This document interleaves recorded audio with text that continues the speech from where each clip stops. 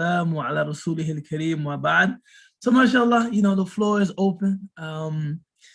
Any questions, any points of discussion, anything anybody wants to kind of present or, index into our conversation, the floor is absolutely open, inshallah. If nobody has anything, maybe we'll begin with a few Ramadan reminders. But I'll leave it to you guys first, inshallah. Please.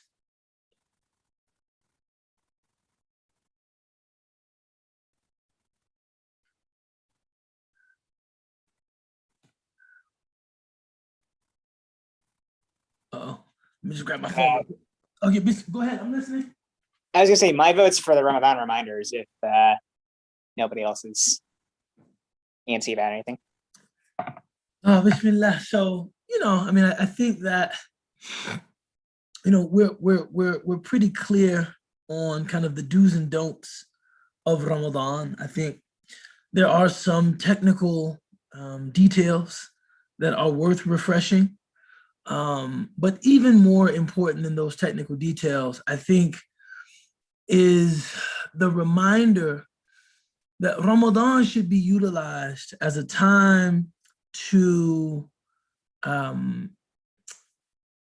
inculcate or to assume any habits, good habits, practices you've been thinking of assuming. Because, when you decide to very carefully regulate your consumption of food and drink, everything else is under that. So if a person wanted to stop smoking cigarettes, or if a person wanted to stop swearing, or if a person wanted to make a point of controlling their temper, right? Stop, flying off the handle, as it were. If a person wanted to eat less sugar, which, Ramadan would be, that's one of my, Ramadan would be, an excellent time to attempt, any of those, personal transformations, because, food and drink is at the very top. I remind you guys that Imam Ghazali, he said that, pulling my hand back from the serving dish after satiety, after I had eaten enough, that was harder for me than letting go of any sin. There was nothing more enticing to me than eating to an excess. And I think many of us experience that. There's nothing, easier to do, and perhaps nothing more enticing than, you're eating and you really enjoy the food, even though you've had enough, right? You're no longer hungry. You just continue to eat and eat and eat. So we're intentionally kind of, regulating ourselves with regard to food and drink. And with that, the possibilities are endless, things that, you want to become good habits. And some people say, 40 days, actually, not 30, but 40 days doing anything regularly. And that thing has become a habit. So, Ramadan is, a golden opportunity to, bring into our lives those practices that we would like to bring into our lives, especially with regard to our diets. Another thing that I think of often when thinking about the month of Ramadan is we get a chance to see, I know for me, I'm always shocked. And this is like every year I'm shocked when I see this, at how emotional my eating is. To experience something that is emotionally demanding or trying in some way. I learned that after doing that, after, say, a tense exchange with my wife, or an uncomfortable exchange with a friend or a colleague or a brother, or maybe even just learning of someone's situation, and the situation is, one in which they are, faced with desperation, or I think afterward, I would immediately go to the kitchen and make something to eat, like to provide myself with comfort.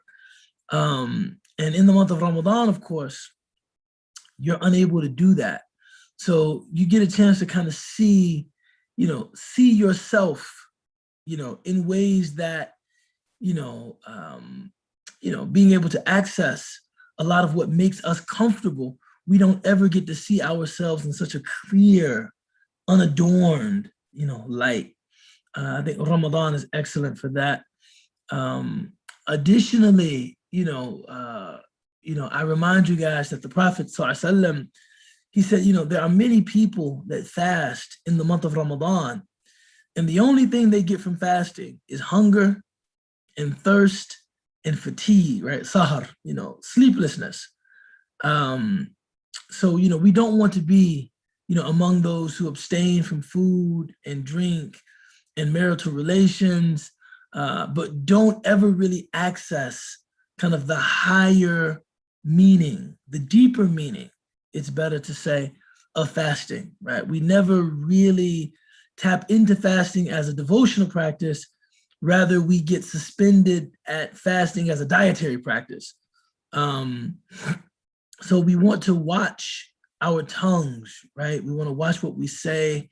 The Prophet ﷺ said, at this time, if someone attempts to argue with you, right? Khisam, they attempt to quarrel with you, you should say, Inni sa'im, I'm fasting. And of course, this hadith, as the Imam said on Friday, where I prayed Jummah, he said, this hadith is not an instruction to remind the other person that you would say to them, hey, I'm fasting.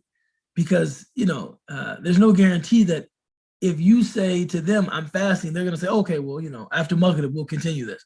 It's actually to say to yourself, can't afford to spend my time in this way, right? Can't afford to use, 45 minutes to an hour going back and forth with someone on Facebook or Twitter, right? I can't afford that today, right? The time is too precious. The Prophet ﷺ, he said concerning just the preciousness of the days of Ramadan, that if one of us intentionally missed a day of fasting, meaning we weren't traveling and we weren't sick, or we weren't scheduled to get some kind of very vital, vaccine or something like that, but rather we just didn't feel like fasting and we didn't. I said, even if you fasted for your entire life afterward, you would not be able to make up for what was missed of reward and merit and spiritual elevation and nearness to God from that one day of Ramadan, right? So if you think about the preciousness of Ramadan, especially the time that we spend fasting, it's it's not time that should be wasted, arguing with people or quarreling with people, or in that way. Ramadan is a time that is so precious that it's mentioned that Ramadan is the only time in which we get reward from Allah just from sleeping. If a person is fasting and they fall asleep during the day, they're still being rewarded for every moment that they spend fasting. So this is the preciousness of the days of Ramadan, that even sleeping is something that is rewarded during the month of Ramadan. So you can't, you shouldn't squander that time. Something else that came to mind about Ramadan, reading the Quran in the month of Ramadan. The Prophet ﷺ, said that the person that reads the Quran at any time, this is not specific to the month of Ramadan, will have a reward. But the person that struggles to read the Quran, the person that makes mistakes and finds it very difficult to recite the Quran, will have 2 rewards. Right. So, one of the, I think, implications of this hadith is that it's really about quality, right? It's not just about quantity. Of course, if you're reading very easily, you probably can read more in a shorter length of time. If a person reads very easily, they can probably pick up the Mus'haf and, knock out 2 juz, in an hour and a half, or knock out 2 juz in, 45 minutes, or, whatever speed they read at. But the person that reads with a little more difficulty, and you can imply there a little more slowly, will actually get more reward from God. So while it's good to make an intention to finish the Mus'haf or to do an entire khatam of the Quran, if you read less, but you read with focus and reflectiveness, and you're contemplative as you read, and you're prayerful as you read, this will ultimately mean more for you spiritually and in the scale of your good deeds than just like speeding through the Quran just to say that we finished it, right? So did you guys have any questions, any ideas, anything you'd like me to speak to or attempt to speak to? Assalamu alaikum, Sheikh. Wa alaikum salam wa rahmatullahi alayh. So this specific to the sisters is that, usually for about like 1/4 of the month, women are not able to participate in the fasting portion of Ramadan. And oftentimes that it feels kind of like a damper on the experience. Like you're kind of being shy about it. You want to be respectful. You feel a little left out. Also, you're suffering. So, there are a few articles that have been circulated about kind of like the opportunity that uniquely provides women. But I wonder if you have like more thoughts about that in terms of not just like coping with it, but what should women be doing, and like what is the blessing of that time during the month of Ramadan for women? Bismillah. No, I actually have a lot of thoughts about this. One second, my kids just came in. I want to close this door because it can get crazy. Hold on a second.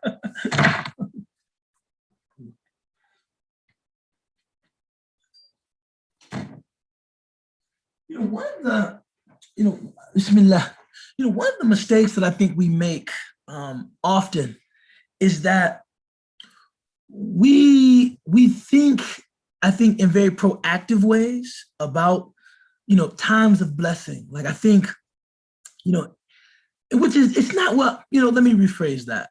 It's not a mistake, but I think it's characteristic of a certain kind of thinking that when we think about like a blessed time, like the month of Ramadan, or Laylatul Qadr, like, the night of immense value, or the first 10 days of Dhul Hijjah, or we think about these blessed times, I think we think, okay, what can I do? Like, what am I going to do? There's like this very kind of active engagement with the time. Another way of thinking about those blessed times is that if these are really times of blessing, and that blessing is a source of God's generosity, what about just being a recipient of that blessing? Just trying to be present with my heart, trying to be present with my mind, trying to be present with my soul so that I can, receive the blessing of, say, Laylatul Qadr. Many sisters say, well, I might not be praying when it's Laylatul Qadr, when, one of those odd nights of the last 10 nights, I might not be praying. So what should I do? I always think, well, what about this receptivity? And this was not from me. So I'm not even going to debate this if somebody wants to debate. But there's she's a scholar of Islam. Her name is Dr. Mariam Shaybani. And she went to U Chicago, and then afterward, I think she was doing a postdoc at Harvard, or she was teaching at Harvard. But I heard her give a presentation once, and she was saying that, in terms of kind of the essential quality of femininity is a kind of receptivity. It's a kind of receptivity, and that receptivity is juxtaposed to a kind of proactivity, on behalf of men. But a lot of, female spiritual elevation is tapping into that receptivity, recognizing the power of that receptivity. And when she said that, I thought, there might be a guy for Laylatul Qadr or the last 10 nights of Ramadan, staying up every hour of every night, reading from the Mus'haf and praying as many raka'at, praying as many units of prayer as he can. And, and he might not get as much out of that by way of reward or, kind of spiritual openings as a woman who's just sitting quietly and reflecting on, life and death and the meeting with God and her gratitude to God and, maybe her remorse over, any bad deeds, she's done, etc. This idea that it's not just about what I can do. So it's not but just this kind of proactivity of what, it's a special time. What can I do? It's a special time. Have I prepared myself to sit back and receive the blessing of that special time? So for women who aren't praying in the month of Ramadan, that one aspect, and aren't fasting, one aspect of kind of engaging with Ramadan has been removed, but that is not, prayer and fasting are not the only things that are special about the month of Ramadan, right? It's a special time. And I think that, if one is not praying and one is not fasting, to your point, I mean, there's absolutely nothing wrong if a person wants to, eat, very openly. I mean, I'm not fasting today, right? And I don't have to fast. So it's not like, on that day I'm going to eat my lunch underneath my desk because I don't want any Muslims to see me. If Muslims are not religiously literate enough to know that, there will be days in the month of Ramadan in which some women will not be fasting and they will regard their open enjoyment of their lunch or breakfast as some kind of affront, then I don't think any attention should be paid to that. If you want to, though, so as not to make, fasting difficult for anyone else, be a little more private, about the food you're enjoying, bismillah, but you're not under any obligation to do that, right? I think most people know that, there is a time in Ramadan in which, many women will not be fasting. The other thing is, reciting from the Quran. I mean, there's two opinions on this, right? The dominant opinion is that, a woman should not recite from the Quran, on those days in which she isn't praying. But you do have an opinion, and it's actually the opinion that I'm most familiar with, the opinion of my school, meaning the school that I adhere to, not the school that I founded, but the school that I adhere to is that a woman can recite from the Quran at any time from memory. There are differing opinions about holding the Mus'haf, right? Holding the, reciting from the Mus'haf, holding the actual, printed Quran. However, it's almost unanimous that a translation of the meaning of the Quran has the legal status of a work of tafsir, even if that translation has the Arabic in it and the English, right? If it has like the Arabic and the English, that that book, the legal status of that book is that it's a book of tafsir. So any translation of the Quran, yes, absolutely. Listening to audio recordings of Quranic recitation, absolutely at any time. There's never, anything wrong with listening. And in fact, most people maintain that even the people that maintain that reciting is impermissible. And again, my school maintains that reciting is not impermissible. They maintain that if one opens, a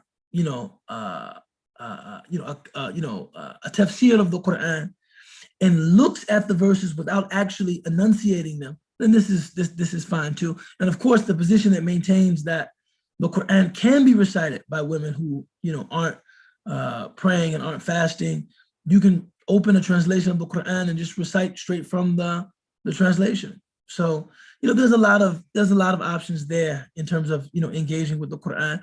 In terms of khidmah and different forms of service, I think, it wasn't until last year that I really kind of recognized the significance of the hadith of the Prophet ﷺ, in which a woman came to him, and again, she wanted to, because of the great rewards, promised to those willing to make the ultimate sacrifice in the path of God.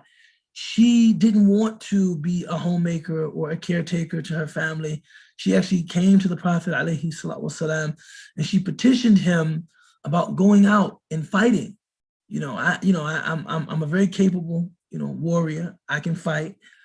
And the Prophet ﷺ said to her, if your family needs you. And now to be balanced in this, some women requested, mounts, right, saddles and camels and horses, so that they could go out and fight as cavalry. And the Prophet ﷺ granted them that.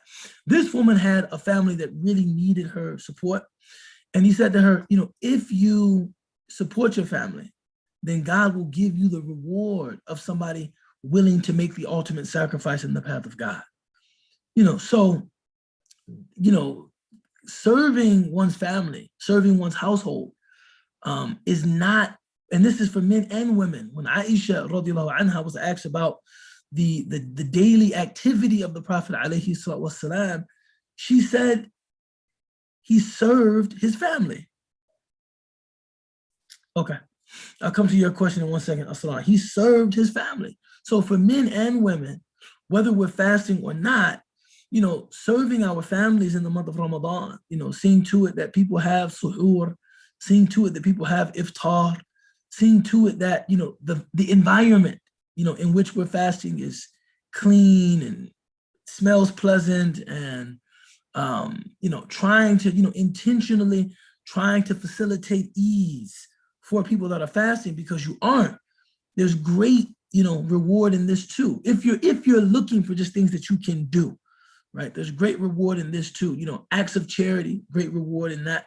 Inviting your teachers to iftar, great reward in that. You understand what I'm saying? Which mashallah, right? We've already been working on, alhamdulillah. So, these are all great things that one can do. But even if you decided to just kind of sit back, take a less proactive approach and take a more receptive approach, just sitting and quietly receiving, the blessings of Ramadan through contemplation and reflection and stillness and quietude and silence, that is also something that one can elect to do. I don't know if that makes any sense. Oh, it definitely makes sense. Jazakallah khair. I saw we had a question from Asra. Technical question on fasting. Until when exactly can you eat suhoor?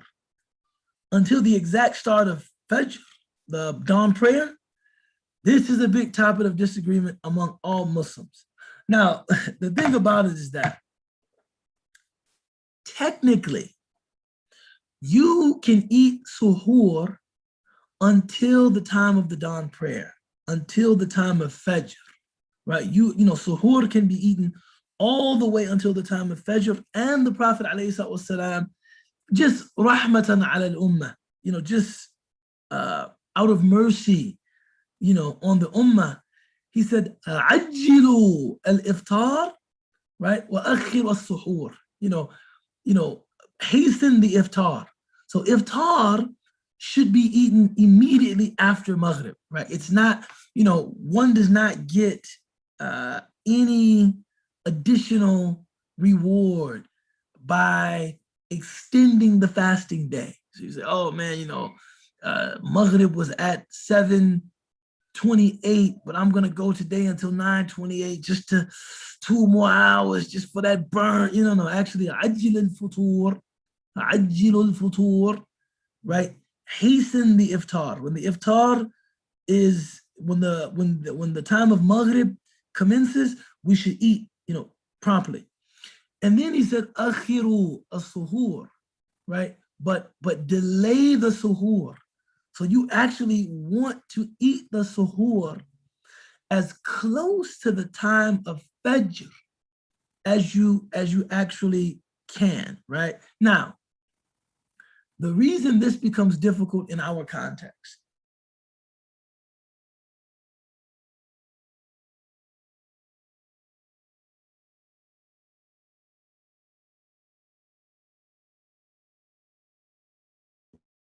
is a very broad.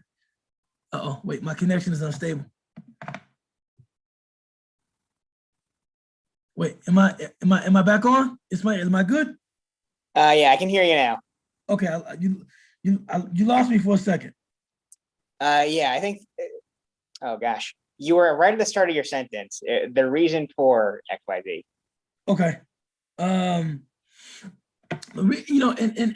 our community, we don't just have like one mu'adhin responsible for watching the khayt al-abyadu and the khayt al-aswadi, the light thread and the dark thread.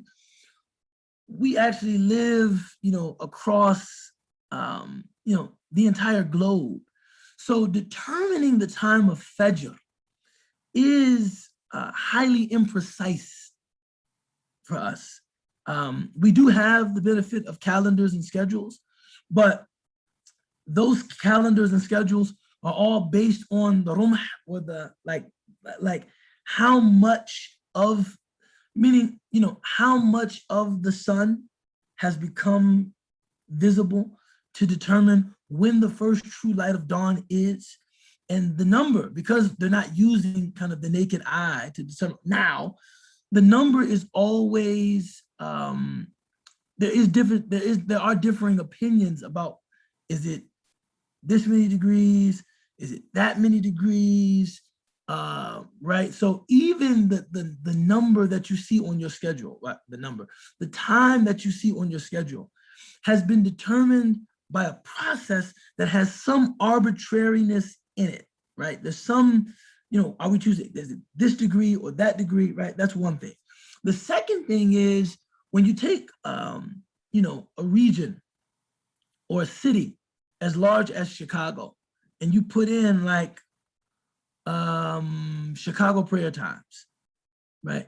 Just by virtue of the size of Chicago, it would technically be impossible for someone in Rogers Park, right, which is one of the northernmost parts of Chicago, and someone in Morgan Park, which is one of the southernmost parts of Chicago, to have exactly the same time of Fajr.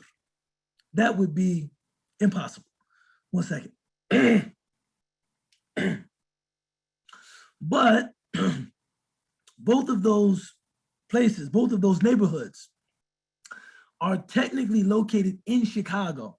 So if I'm sitting in Morgan Park, which is, no,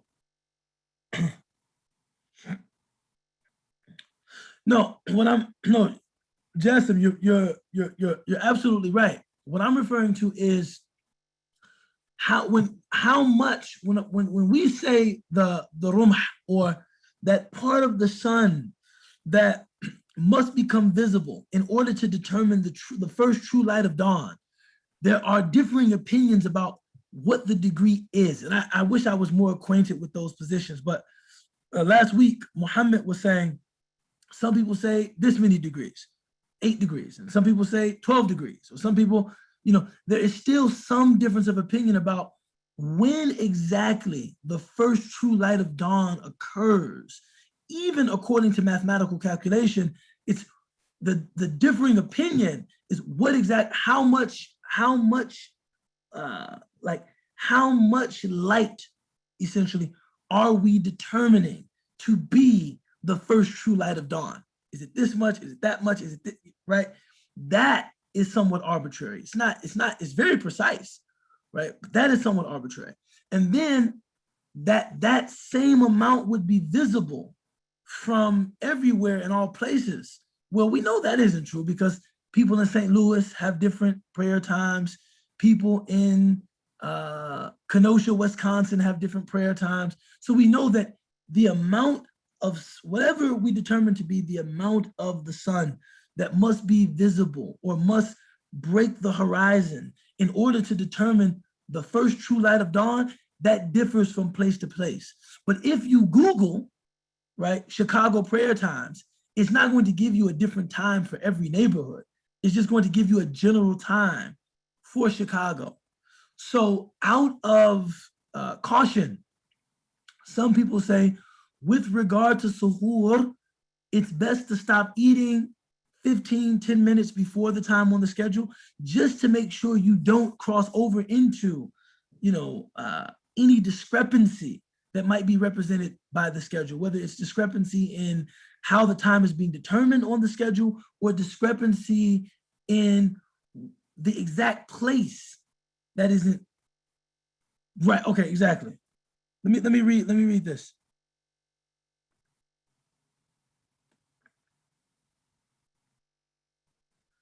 Exactly. So, but my point was simply to say that some people do 18, some people do 12.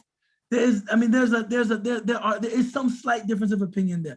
I mean, me personally, I'm not an expert in this matter, but I do know that some people take different measurements in terms of, calculating the time that we enter Fajr.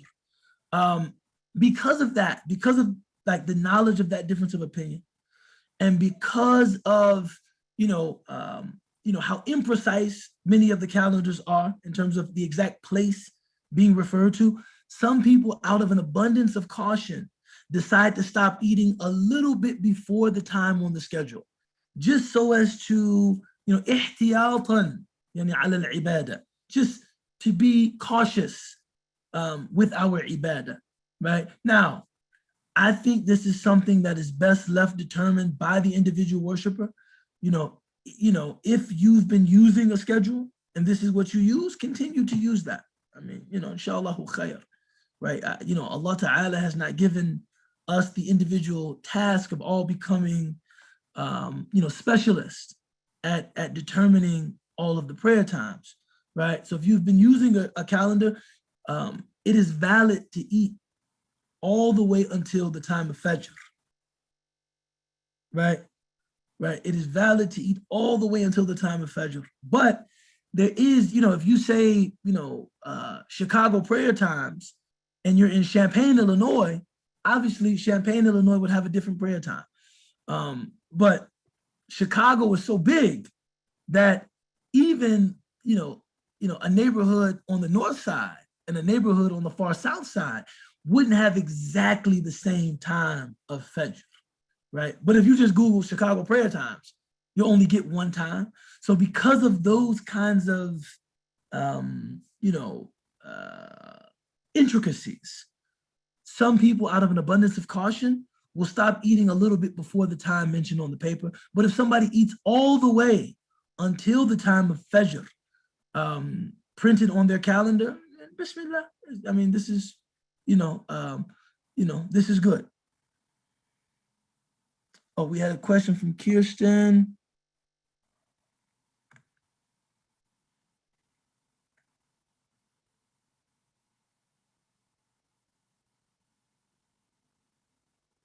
Yeah, Asra, your mom was correct.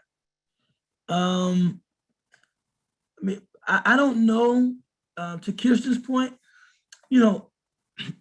asking for forgiveness from people.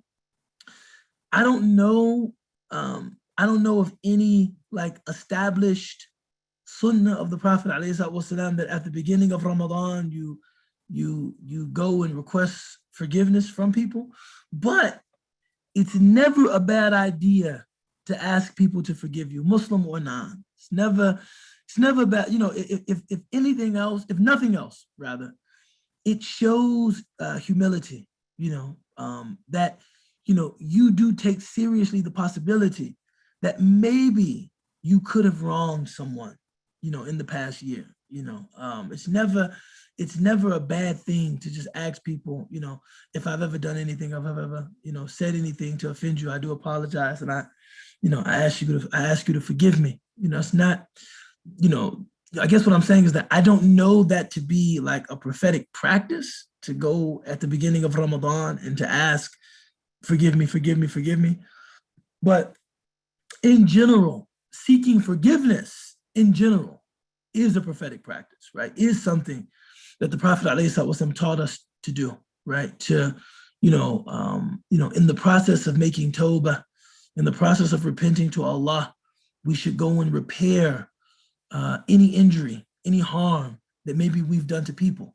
And if nothing, and even if you've done no harm, just the fact that you take seriously that you could have done harm is always a great reminder, to us and the people around us, that we should be mindful of how we treat each other. We should be mindful of those unintentional slights that, we sometimes issue or sometimes, perpetuate, against, each other. So, yeah, I mean, if you want to do that, alhamdulillah, it's seeking forgiveness and repairing relationships and apologizing for harm of any kind is something the Prophet ﷺ recommended us to do, and it's a blessed thing to do. If you don't want to do that, I don't know that there's any particular like religious mandate, to do that. What I think people who do that are responding to is that the Prophet ﷺ said, "Man sama Ramadana wa qama layali imanan wa ihtisaban ghafara Allahu ma taqaddama min dhanbi." That whoever fasts in the month of Ramadan and stands in prayer in the nights of Ramadan, God will, out of faith and seeking a reward from God, God will, forgive them of all of their sins. And I think what they're thinking is that you don't want to have something that a person is holding against you that prevents you from being able to benefit from the forgiveness that God issues, as a result of fasting in the month of Ramadan, if that makes any sense.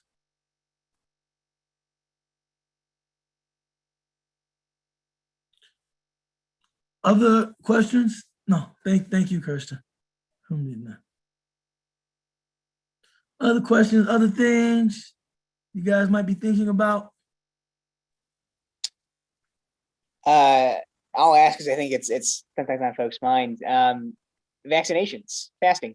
Does getting a jab break, or do you have to do any special prep? Yeah. From my understanding, injections of all kinds actually do invalidate one's fast. In the case of the COVID-19 vaccine, which many people who are both administering the vaccine and getting the vaccine understand this to be something daruri, something absolutely necessary, something that they're doing in the interest of preserving life, not only their own, but one second, alhamdulillah, not only their own, but preserving the lives of people in our community, particularly people with comorbidities and elderly people. I think there's enough justification there to say, well, if you're scheduled for the vaccine, you should go ahead and get it and just not fast. Yahdikum Allah wa yuslihu balakum. MashaAllah. Thank you, Summer and Steve. You should, if you're scheduled for the vaccine, you should just go ahead and get it and make up that day.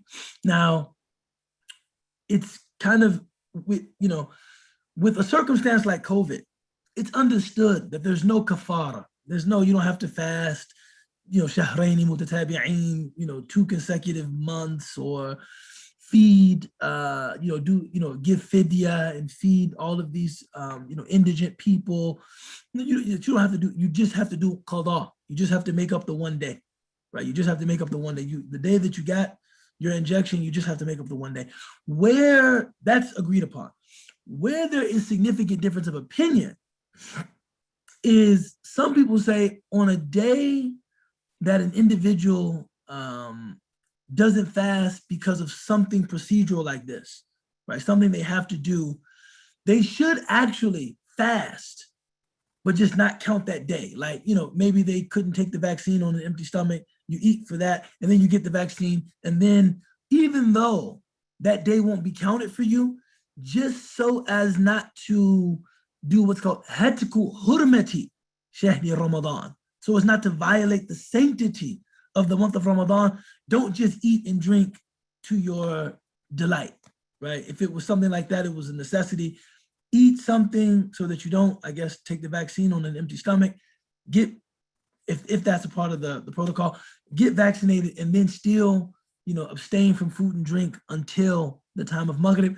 That's like a Maliki opinion. The Shafi'i opinion is if you're not fasting that day, you can eat, drink, eat and drink to your delight. You're not fasting that day. Does that make things clear? Gotcha. Yeah, that does Assalamu help. alaikum. Assalamu alaikum, Ubaydullah. How are you? Muhammad Lamtawa. Alhamdulillah, I'm well. How are you? Okay, so I'm actually using Jasim's. My son is, and we all here: Zaina, Jasim, Jude, and myself. MashaAllah. And I couldn't help it when I heard you talking about medical stuff. I have to interject a bit. Bismillah, please. Inshallah. So I looked into this in details. What are the things that will break a patient's fasting? And as a physician, again, fiqh, the fiqh that involves my specialty, I looked into in details. And there are the past medical concept, medical sharia and fiqh, and they're the recent one. So in the past, they didn't have injections. In the past, they had a lot of medical and surgical treatment to patients, and they classified it whether anything that enters the patient's jawf considered muftar. Yes. Okay, so unless even they looked into metallic things. So some of the I can't remember which part of madhab, whether it's Shafi'i or Maliki, they looked into if something entered someone's jawf as non-food, non-nutritious, such as a stone or a rod or a metal, would it consider muftar? And it's actually they looked into it as not. They said it's not muftar. So imagine this is the extreme level that you enter someone's inside the stomach and you do this stuff. Now, whether we do it in the current time when we put a camera in someone's jawf, colonoscopy or endoscopy, when we do these things, is it considered muftar?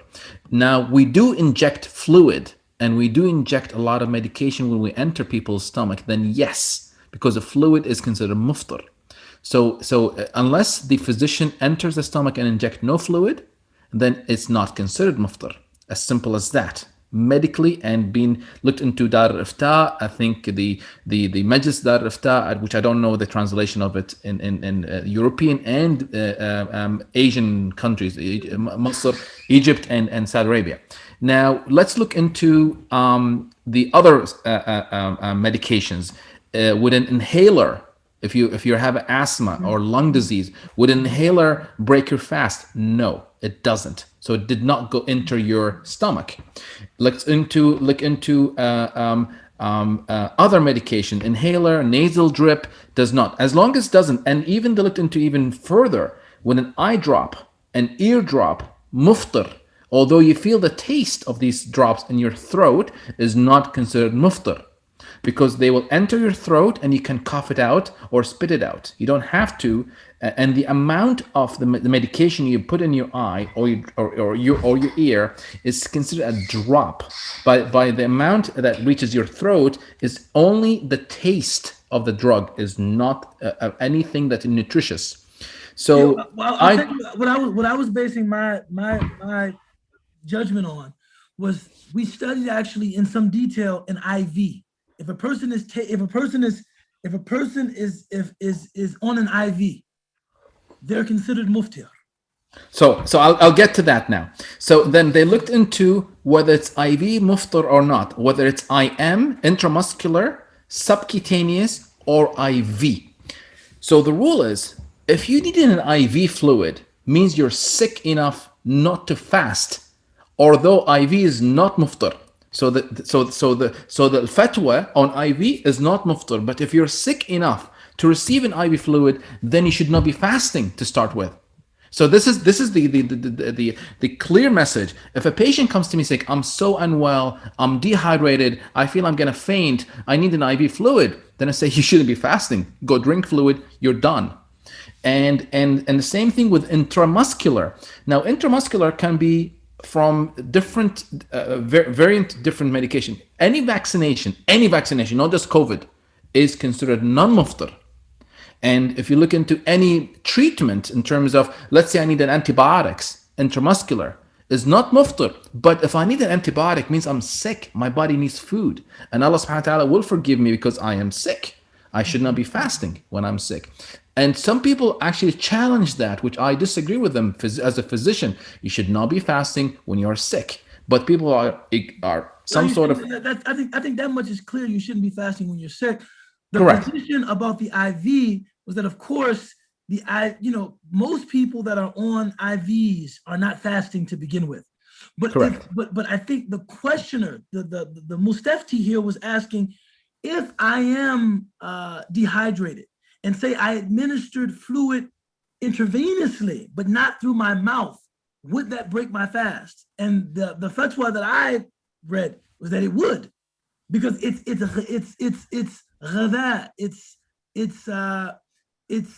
something that has nutritious value. It doesn't actually. So this is now the other thing. As a physician, normal saline, which is just fluid, water and salt, has no nutrition value whatsoever. In fact, but it does hydrate. That's what it does. Hydrate. It does hydrate. You're correct. Hydration rather than nutrition value. And if you look into the fatwa, you might remember last week we did not argue, but we went into ikhtilaf ummati, which we said this is not really good hadith. We can argue with that. But if you look in the fatwa, a lot of majlis fatwa or committees of fatwa actually said it is not nutritious and it's not muftar. They actually said that, which is actually challenges me as a physician. It's like, well, if you dehydrate and feel unwell to the level you require IV fluid, you should not be fasting. But if you intentionally dehydrate yourself, let's say you go run a marathon, which you shouldn't be doing during Ramadan, and then you say, I need IV fluid now because I'm crashing, then you cause that harm to yourself. And that's actually very, to me, wrongful doing. Yeah, this would definitely be an area that I would defer to you. I mean, I read an opinion about injections, but the opinion I read was about IVs, and then I just analogized between the IV and the vaccine. Right. But yeah. But if you're saying that, in fact, there's another opinion or a stronger opinion that, in fact, intravenous, injections don't actually break anyone's fast, then mashallah. I just that wasn't what I learned, and the fatwa that I learned was from the Lejna at Al-Azhar University, where I went to school. But Islamic law is vast. It is. If you would like to share with me your email or something on the chat on the group, I'll be happy to send you the stuff. I'll send it to you now. Absolutely, that would be nice. And thank you very much for being very open to my comments. Alhamdulillah, of course, man. This is how knowledge is preserved and how knowledge is gained.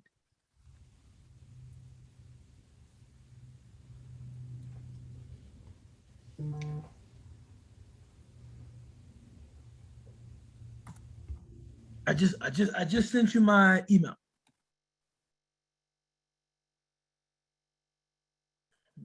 Thank you very much. Jazakallah khair. I got the email. Thank you. So, mashallah, other ideas, thoughts, clarifications. But in short, Ismail, if you need to take the vaccine, take the vaccine. What Muhammad was saying was that it's not actually something that even breaks one's fast. I learned that it would break the fast, but only a makeup day is required, nothing more. I would encourage you to research about it. I personally would give more weight to Dr. Muhammad's the opinion that he's learned in this specialty because it's his specialty. So, but mashallah. Yeah, jazakallah to you both. It sounds as though, in any case, the strong leaning it's towards making it easy for people. Yes. Yeah, there should be no postponing or, well, I can't get the vaccine. Certainly get the vaccine. The only thing that we were discussing was, does one have to make up a day of fasting or not? Yeah. Other ideas, thoughts, questions?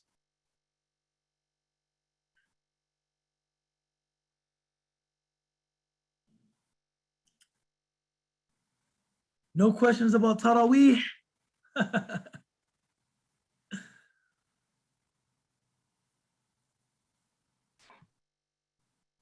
What's a question that you wish more folks asked about Wow. I think, for the benefit of like newlywed couples, issues around, kind of, intimacy and affection. There's some very interesting rulings around those things in the Ramadan. Is this okay? Is this not okay? I think, what about this? What about that? There's actually quite a bit of detail there, but most people never ask about those things. So maybe they're just like, it's Ramadan and we don't even hold hands, we don't kiss, we don't do any, it's Ramadan, we don't do any of that during the day. But for people more concerned about what exactly are the precise limits of kind of, affection and those sorts of things, during the fasting hours of Ramadan, there's actually quite a bit of detail about that, but I find that no one ever asks about it. Ismail is like, well, I'm not married, so I don't have to ask about that either. Right. I mean, if you want to wax poetic, feel free. No, I do not want to wax poetic. Dr. Muhammad, so I was interested, and when you were speaking about, something going into the Jove, I was interested. So what do they say about smoking? Interesting. Is smoking haram or halal? It's just harmful. It is. This is the question. If anything harmful to you, but is it muftir? Does it break the fast? It's actually not. Really? Interesting enough. Yep. But it's haram in the first place, so Yeah, you so- shouldn't so- be doing it anyway. So Jude, my daughter, 14-year-old, she knows it's haram. And end of discussion. If it's haram, why would you be doing it? It's like, Yeah. if the food is haram, why would you be drinking during Ramadan anything, if you can? anything that is not so Sheikh, you know this. So if a woman or a man would not have to be sexist here in terms of woman or man, whoever is cooking is able to taste the food. Wait, you right? are? During Ramadan, during fasting, without swallowing the food. So how come you're able to taste something, same, and not swallow it, and you spit it out? And even if some sheikh says, even if it goes into your throat, and you end up swallowing it, is not considered muftaba. Try to avoid that. Don't do it intentionally.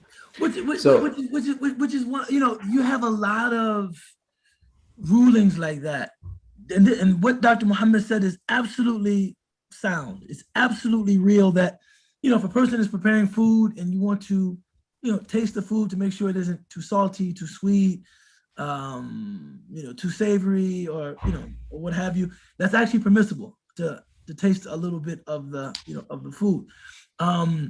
You should, try to avoid swallowing any of the food. Like you should, actually taste it and then rinse your mouth out and try to get the residue out of your mouth. But in the process of tasting it, if some of the saliva is swallowed and it has some of the taste of the food that is being prepared, it doesn't break your fast. This is true. So now we go into very interesting two very interesting topic. What about transdermal? We have a lot of stickers that we put on the patient's chest or on the shoulder, and they are actually, the patient absorb the medication through them. And is it muftar or not? Again, non-muftar, not muftar. And if you put this is actually why I've actually been confused with when I was raised and told not to put perfume during Ramadan because perfume will break your fast is not. And you can, unbelievable people that they'd walk around without perfume and without any nice smell, which the Prophet even ordered us to become, as a Muslim, you have to have a good smell, you have Unless to you're gonna clean. drink perfume. But having perfume is okay and does not break your fast. I don't know what you're thinking, Doctor. Sorry, Sheikh, on this subject as well. Perfume and bukhur. Yeah, I think it's known that applying perfume will not, but some of those earlier positions, I think the same thing with the position about the IV or the position about the smoking. Yes, we were saying the word muftir and we weren't translating.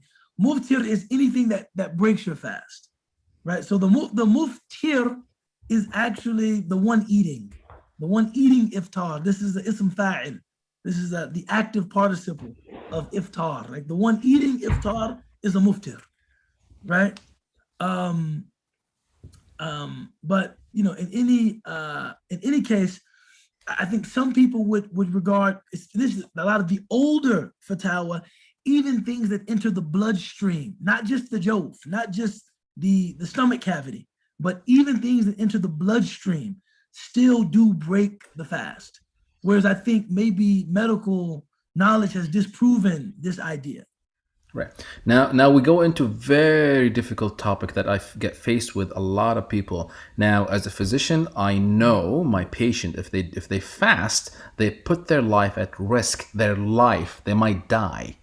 Mm-hmm. And it happened. People fasted and ended up with renal failure, heart attack, dying from fasting.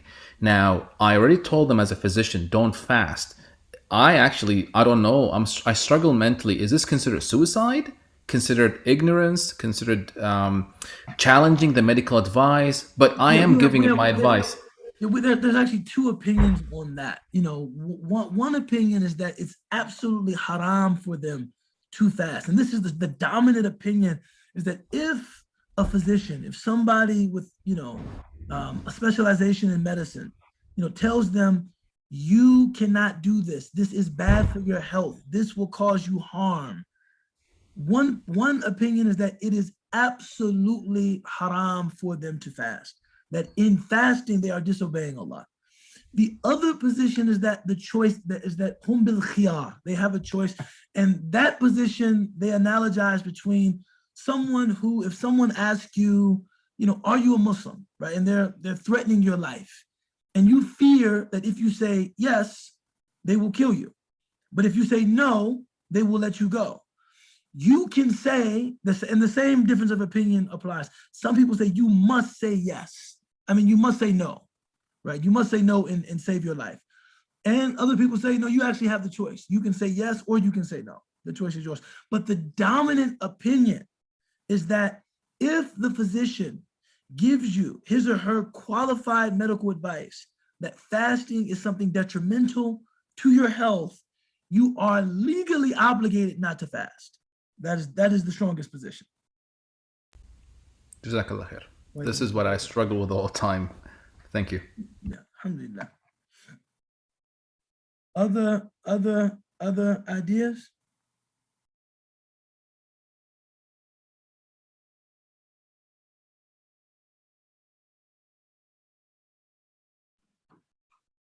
The question that's on everybody's mind. What are we having for sahur?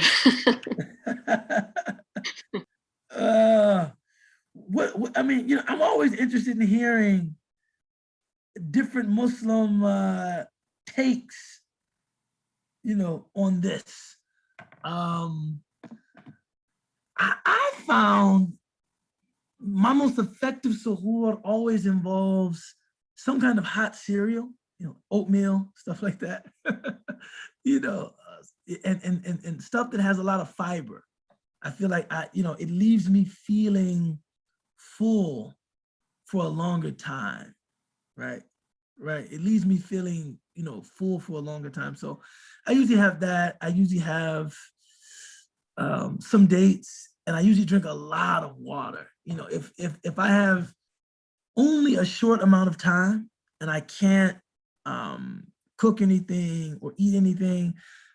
Now, this is my personal choice. My personal choice is always to drink water.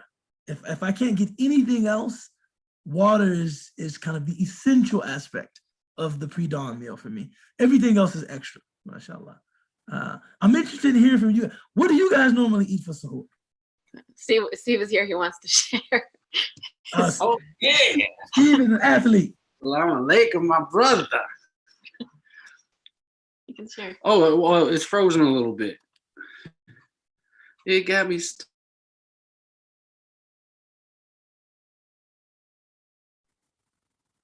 Steve, you're muted. It was frozen a little bit. Personally, I go with a vitamin water, no sugar vitamin water, and I do a PBJ. Love the PBJs, and a little protein bar. And then I try to drink another glass of water. That's pretty much mine.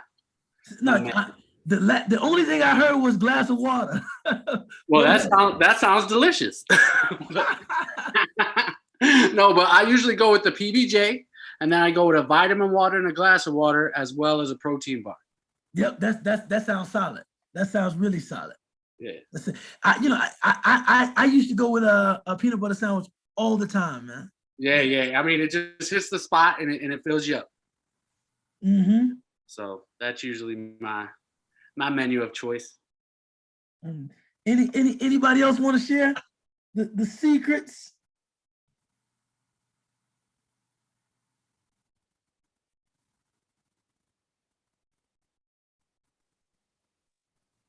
I generally start out healthy and then just devolve to leftovers by day 20.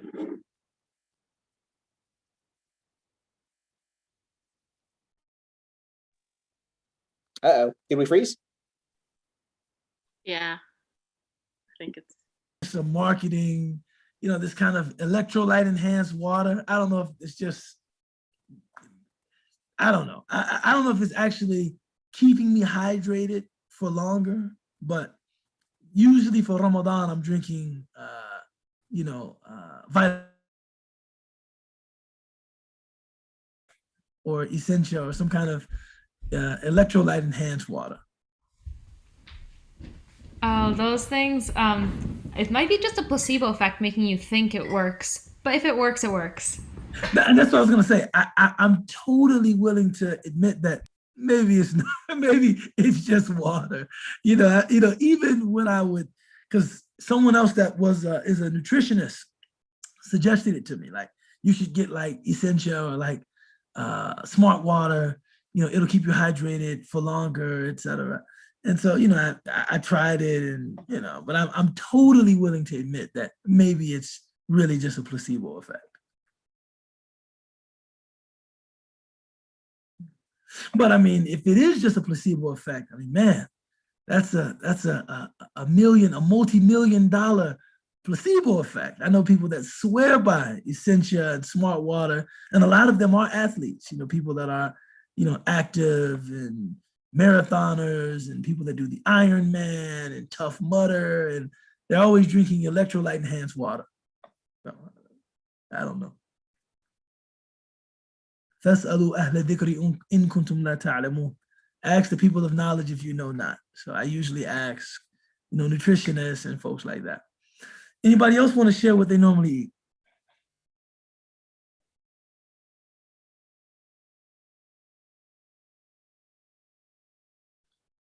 Everybody's keeping close to the vest. They don't want to give up the secrets. I do a milkshake though. Banana, almond milk, almond butter, cocoa nibs, and date. Oh, mashallah, that sounds delicious, man. That sounds like something you have to pay $20 for at Left Coast or something. It sounds like, mashallah. Okay, mashallah, Summer, you're fancy. Alhamdulillah. It's cafe experience. So Sheikh, I tried multiple different combination, and the interesting part that a lot of studies on bananas and Go ahead. and bananas and water that helps you kind of keep more reducing thirst basically. Eating a lot of bananas, of course, a lot of sugar will make you thirsty. So there's a fine line that no one knows how many bananas you need to eat to become less thirsty. The other food that I personally noticed when I have it as a breakfast or have it as futur, as suhoor, sorry, is fool, is the fava bean. Interesting enough, that keeps me full for 12 hours. Yeah, mashallah. Yeah, no, you know, full mudammas. Exactly. Is that eating the fava beans? Well, you know, no, my wife, you know, eats beans for suhoor a lot. You know, sometimes it's like a little egg, some beans, and a pita. You know, some bread, water. That's it. Yeah, this is true. This is true. The much more important question, Summer, what are we eating for iftar? You know. Yeah, mashallah. I'm laughing at Ismail's caption, man. You know. You know what I'm saying? But you know, one year my daughter, she heard us saying, you know, we got to get this for iftar, we got to get that for iftar, we got to get this for iftar. And she said to me, Dad, who is iftar? And why do we have to get so much stuff for him? And I said to my wife, I said, clearly we're talking about iftar too much, you know, right? Even one of my teachers said, you know, don't make the shahr al-siyam into the shahr al-ta'am, the month of fasting into the month of food. He said, you know, in Ramadan, all Muslims become like gourmands, like just, it's all about these very extravagant iftars, and you're going around and you're eating the most delectable food. And it's almost like Ramadan becomes the time where we eat, you know, the most, you know, rare food, you know, foods that we don't eat throughout the year. We just eat them in the Ramadan. It's like, you know, part of Ramadan is like fasting and reducing, you know, your consumption. This is not maybe the best time to eat, like, you know, the best of everything. But this is the tradition of ours, certainly in my house, and I think a lot of other Muslim households. You know, Ramadan is also a time where we, you know, prepare special dishes. Alhamdulillah. So inshallah we'll end there, because maybe we'll start going just to 6:45 to give people some additional time, you know, during the month of Ramadan to kind of wind down and prepare for iftar. But this was, mashallah, very useful. Alhamdulillah, today I learned something. So this was, mashallah, you know, tremendously useful. And I pray that all of you have blessed Ramadans of, you know, spiritual openings and family and friends and, you know, good tears, right? Tears of devotion and laughter and just a good Ramadan, inshallah. Bismillah ar-Rahman ar-Rahim wal asr. إن الإنسان لفي خسر إلا الذين آمنوا وعملوا الصالحات وتواصوا بالحق وتواصوا بالصبر. آمين يا رب العالمين. الحمد لله.